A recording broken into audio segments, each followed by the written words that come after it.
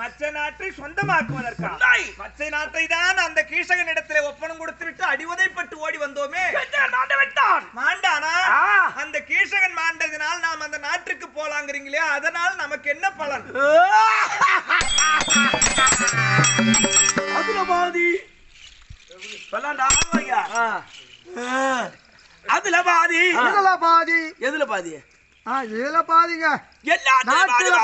என்னங்க பாதி? பாதினா என்ன பாதி? அந்த நாட்டிலே வேறு பாதி தருகிறேன் என்று என் நண்பன் துரியோதனன் சொல்லி இருக்கின்றான். துரியோதனன் உங்களுக்கு நாட்டில் பேர் பாதியா? ஆமா. நீங்கள் சொல்வது வினோதமாக இருக்கிறது சுவாமி.